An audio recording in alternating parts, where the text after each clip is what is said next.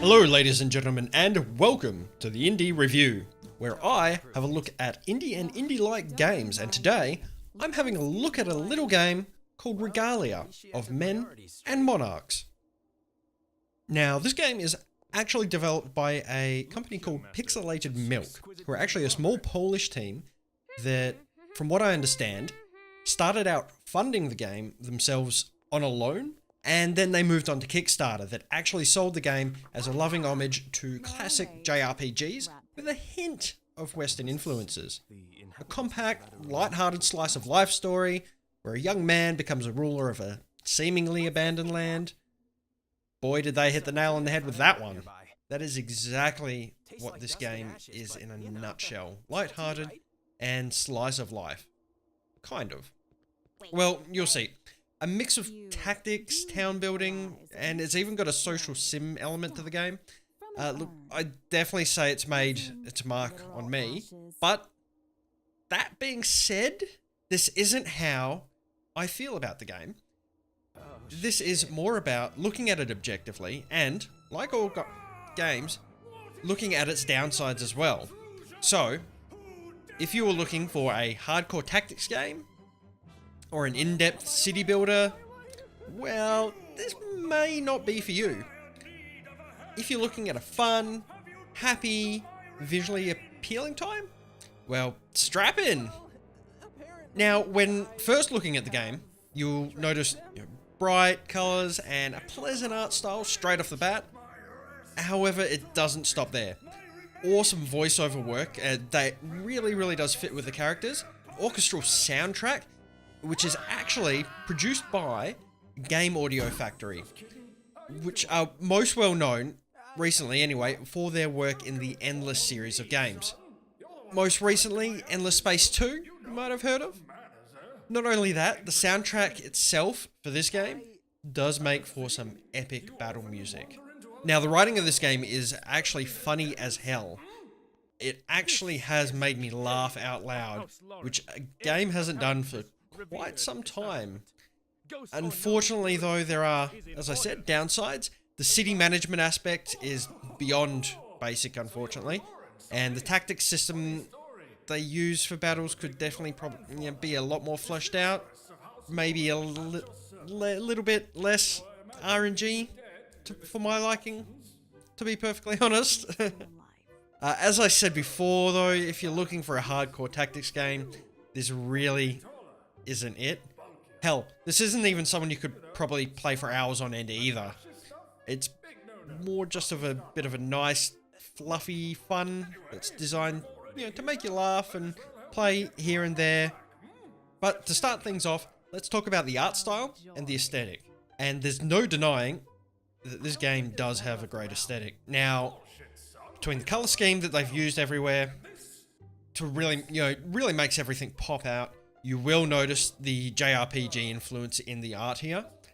It's an obvious mix with Western art as well, the more you look at it, which, again, is exactly what they were looking for. Not only that, you may or may not realize that all the backgrounds in this game are hand-drawn. Now, I mean, in this day and age, even that's fairly special. The downside to all that nice-looking backgrounds, hand-drawn, and colourful character art, it doesn't quite exactly equate over to higher resolutions. And I feel running this at 1920 by 1080, which is what I do, makes a lot of little imperfections or jaggedness stand out on some of the characters, and just doesn't seem as crisp as it probably should be. Honestly though, this would be absolutely perfect on the Switch. The smaller screen on the Switch would mean those kinds of issues would be nowhere near as noticeable as it would be on a monitor up close. At, the same time, really not taking away any of its charm either. Gameplay-wise, this game tries to combine a few different kinds of styles into one, and admittedly, while it doesn't do them all perfectly, it does combine them into a nice mix ready for you consuming. For one, the main aim of the game is to keep the city running and show some hungry bankers that you apparently owe a lot of money to due to your ancestors lavish lifestyle, that you can slowly pay them off by keeping the town going and building it up. As a result, you are given different objectives to meet with deadlines that follow along with the in-game calendar. Now, these deadlines constitute each of your chapter in the game, and if you don't know what you are doing, I've honestly found it can be quite a bit of a challenge. In fact, the whole game seemed pretty darn challenging altogether, and I'm no newborn when it comes to tactics games. Now, before getting started on the tactics and battle system though, let's talk about the basic city management aspect, which follows along with the story of inheriting a rundown, desolate town that you have to build up and repair. Now, when I first heard this, I thought, oh, awesome! I love managing, building cities, etc. However, most of the city consists of is simply just upgrading what buildings you do have at the start, and then rebuilding pre-existing rundown structures, which can only be done when designated people come along to your city at certain times. Honestly, with this part, they had changed it around so you could rebuild any building you wanted in any order, and then attracted the people needed to run those shops. That would not only, maybe make a little more sense, but I feel it would have made probably a bit more layer of complexity to this game that it kind of needs. Then there's the social sim side of things, in the form of the reputation levels with people in your town. You do this by basically spending the day hanging out with them, which doesn't sound like much, until you remember that you have a deadline to meet all your given objectives, and that day socializing could have been used on something else. But to be fair, some of the objectives do include how far your reputation has gotten with the townfolk. And so, with greater reputation, the more rewards and skills actually become available to you depending on who you spend time with. Everyone is actually fairly different in that regard. Now, to do all this, the game gives you a nice little calendar to keep track of where each person is during the week and where they'll be on each corresponding day, which is a nice little touch since it means you don't have to visit every single location in town in an attempt to find someone, and it also means you can potentially plan a week ahead or even 2 weeks ahead if you are so inclined. Since you can only hang around with one person per day, the calendar does become surprisingly useful. For the most part, unfortunately, socializing with someone, it's fairly mundane, as it's just a simple cutscene with no dialogue and just the characters standing there looking like they're talking to each other in a particular background in the town. However, each time you do this, you're given a percentage of what they call RP, and once you hit 100% for that level, you can hang out with them again to move everything to the next level. It's at these level up points that you do get some interactivity out of your social system, and you do start to learn a bit more about the character and how you can help them with their current problems. There's even dialogue options during most of these scenes, and those choices will actually determine how much RP you earn for the next level with the person you're dealing with. So, for example, if you answer poorly on all the dialogue options, then your RP may only say go up 10% of the next level. However, if you answer to the character's liking, it may well actually go up 60% of the next level earned. So there is some degree of trying to gauge each personality and how they react to certain answers, which essentially equates to less time socializing for the next level, which means less days spent, which means more time to complete other objectives. And as you see, it all ties into this deadline system in the end. Now, I want to talk to you about the battle system they have going on. While I said earlier it's not for hardcore tactics gamers, it's not exactly a walk in the park either, unless you're playing story mode instead. So I stress there is actually a normal and a story mode. Normal is quite challenging, I'll give you that. It is a simple grid-based tactics system with standard objects scattered around the map, and depending on your setting, And depending on the object, it can actually potentially block your line of sight, which can, change the game quite a bit, because some characters' abilities are actually blocked by line of sight, and there are ways to change them. So the really interesting thing I would like to add, and this is where it gets interesting, is that you can see everything about the enemy you're facing. You can see their health, their moves, what their actions do, their stats, and movement speed. Hell, I mean, it even shows you on the grid how far that enemy can move on that turn. So it gives you a huge amount of information that you are required to use to your advantage. Otherwise, you can get pummeled pretty easily otherwise. So much like most grid-based tactics systems, you can actually move a certain amount of squares depending on your movement stat, which will obviously use up your movement action. And then you have another ability action, which you can either, be used for abilities or also being used for items. So each character has 3 abilities and 1 ultimate ability, which can only be used when you gain a particular point each turn.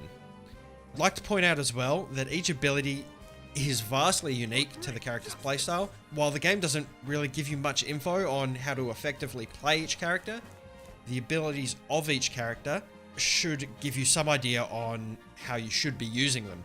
So for instance, one character, apart from being a giant set of gold shining armor, also has a shield as a weapon, can teleport a short distance and stun, even create impenetrable barriers for a certain amount of turns. Yeah, I'll let you guess on how to use him. Now the game also boasts that it has no health recovery items either. And don't worry, because your characters do go straight to full health after you complete a battle, provided they didn't die. Now, in place of health potions and such, they've implemented a shield system, which is mainly gained from abilities that you add to your teammates, or sometimes your own shield total. So now, characters can essentially have 2 types of health pools. It's just sometimes certain abilities or status afflictions can actually bypass shields and damage you directly. All in all though, the tactics side is pretty solid. I kind of wish they had explained a bit more on how to battle more effectively, rather than just teaching you the basic controls. Because I'd imagine there's a lot of people out there who would end up playing this, would not be seasoned tactics gamers, and not really have a good time. Apart from that though, it's good fun, for a while anyway, but I couldn't play it for hours on end, something like you could say XCOM. With that, I do like the leveling system, to a point anyway, because rather than leveling up each individual character, which wouldn't really work with a game like this anyway, you level up your entire party. So now you might think, oh, that just, takes fun away out of leveling, etc. But then you remember that, again, you're racing against this deadline. And if you need to level each character individually, well, then you wouldn't be getting too much else done either. Now, with each level grants an empty spot in the perk table to add your ability modifiers or even stat boosts. However, you will end up with a lot more perks to try and use than spots available to use them. So just make sure you do choose carefully for each character. Now, how do you get into battles and level up your team to godlike levels, I hear you ask? Well, now we show you the dungeon map. Now each point on this map is a dungeon, as they like to call it, and you can only get to each node beyond the other by clearing out that adjacent node. Again, this ties into the deadline system, as it takes, a day to travel between each node. So the further you go out, the longer it takes, and then it gives you a predetermined amount of time that you'll probably need to clear out said dungeon, which usually equates to a little over a week's worth of game time. Once you enter a dungeon, each node is actually set out into different configurations, being one of 3 different possibilities. 1, it could be a simple combat node, fairly straightforward. 2, it could be a camp node, where you can actually rest and save. Or 3, a text-based mini choose-your-own-adventure scenario node, which, depending on your choices, can either lead to treasure, combat, or potentially other things that I very well haven't discovered yet. Unfortunately though, it doesn't look like it's procedurally generated in any way, which I feel it might have actually benefited from. So once you've gone through these dungeons once, you pretty much know what to expect the second time round. And that is pretty much the meat of the game. As I said before, its aesthetic and unique hand-drawn art style definitely makes it stand out amongst most other games. And I have nothing but respect for the devs for doing it this way as well. I just feel like maybe there's too much of a mix between really basic mechanics and hardcore, and maybe it might actually end up confusing people or even just putting them off the game entirely when they play it. That being said though, you know, in comes the soundtrack, which is simply amazing.